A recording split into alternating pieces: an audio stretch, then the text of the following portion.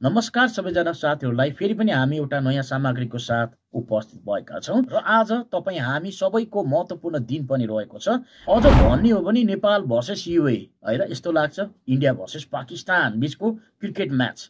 त्यस्तो नै एउटा एसोसिएटमा भनेको नेपाल भर्सेस युए, यो ब्लकबस्टर म्याच आज यो खेल रहेको छ र यो खेल सम्बन्धी आज हामी यो भिडियो लिएर उपस्थित भएका छौँ र भिडियोमा हामी चर्चा गर्नेछौँ नेपाल र युए को चाहिँ भनौँ न हेड टु हेड कस्तो रहेको छ, आइसिसी र्याङ्किङमा के कस्तो रहेको छ र आजको समय खेलको समयदेखि लिएर विश्वकपमा पुग्नको लागि के कस्तो गर्नुपर्छ त्यो बारेमा पनि हामी यो भिडियोमा चाहिँ सानो चर्चा पनि गर्नेछौँ है। तसर्थ भिडियोलाई सुरुदेखि अन्तसम्म हेरेर साथ दिनु होला।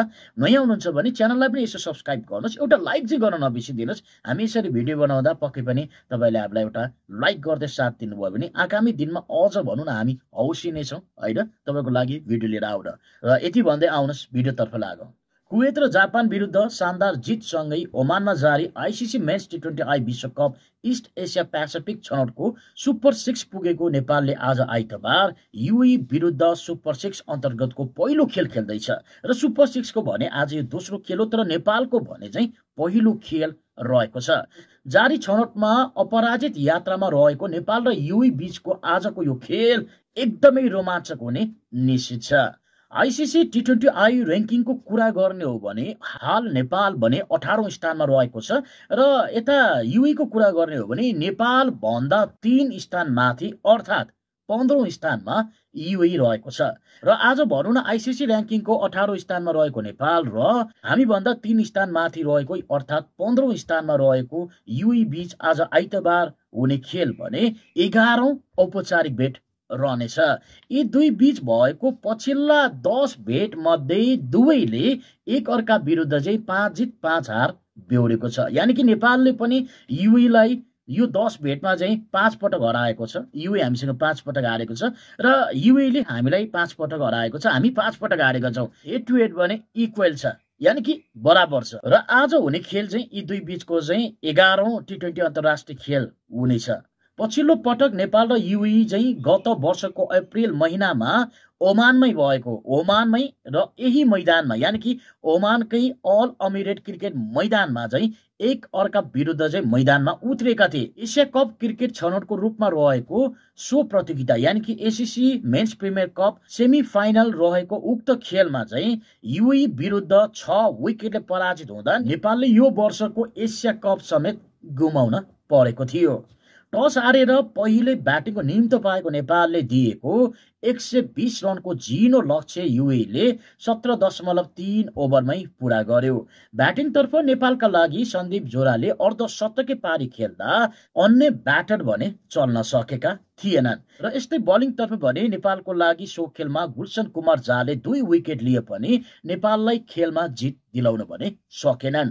उही नेपाललाई हराउँदै गत महिना मात्रै आफ्नो घरेलु मैदानमै सम्पन्न एसिया कपमा सहभागी युएले भारत, ओमान र पाकिस्तान सम्मिलित सम्म एमा रहेर चाहिँ एसिया कपमा प्रतिस्पर्धा गरेको थियो, जहाँ उसले ओमान बाहेक अन्य खेलमा जित भने हात पार्न सकेन। जारी विश्वकप छनौटको खेलहरूमा भने कतार र मलेसिया सम्मिलित सम्म एमा रहेर प्रतिस्पर्धा गरेको युएले कतारलाई 7 र मलेसियालाई 6 विकेटले पराजित गर्दा सम्म विजेताको रूपमा सुपर 6 मा प्रवेश पाएको हो। यता भने जापान र कुवेत सम्मिलित सम्म बीमा रहेर प्रतिस्पर्धामा उत्रेको नेपालले भने कुवेत विरुद्ध 58 रन र जापान विरुद्ध 5 विकेटको जितसँगै सम्म विजेताको रूपमा सुपर 6 मा प्रवेश पाएको हो। यी दुवै टिम अगाडि नै 2 अङ्क सहित सुपर 6 मा आइपुगेका हुन्।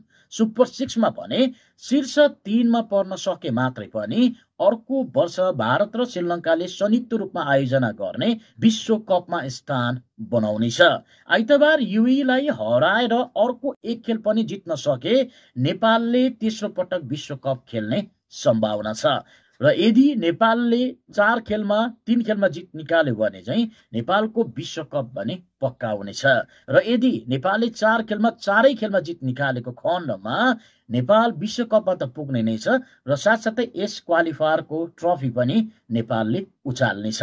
यसरी एकपछि अर्को खेलमा एकतर्फी जितको नतिजासँगै उच्च लयमा रहेको नेपाल र युए बीच आज आइतबार हुने खेल निकै रोचक रहनेमा कुनै पनि दुई मत छैन। आइतबार ओमानको राजधानी मस्कट स्थित अल अमिरेट क्रिकेट मैदानमा नेपाली समय अनुसार आज दिउँसो 4:15 यी दुई बीचको रोमाञ्चक खेल सुरु हुनेछ र मलाई लाग्छ पक्कै पनि यदि आज हामीले युएईलाई पराजित गर्न सकेको खण्डमा हामीले बाँकी 3 खेलमा भने सजिलैसँग जित निकाल्नेछौँ, हामी विश्वस्त बन्छौँ। किनकि हामीले ओमानलाई यसै क्वालिफायरको तयारी स्वरूप चाहिँ हामीले अभ्यास खेलमा खेलेका थियौँ र ओमानलाई हामीले पराजित गरेका थियौँ र अझ नेपालकै समूहमा रहँदै विश्वकप क्वालिफायर खेल्न उत्रिएको कुवेतले सुत आफ्नो अभ्यास खेलमा ओमानलाई पराजित गरेको थियो। यो कारणले पक्कै पनि हामी ओमानसँगको खेलमा भने पक्कै पनि हामी जित निकाल्न सक्छौँ। र अर्को म्याच भनेको नेपालले कतारसँग पनि हामीले अभ्यास खेलमा खेलेका थियौँ र कतारलाई हराएका थियौँ र कतारसँग पनि हाम्रो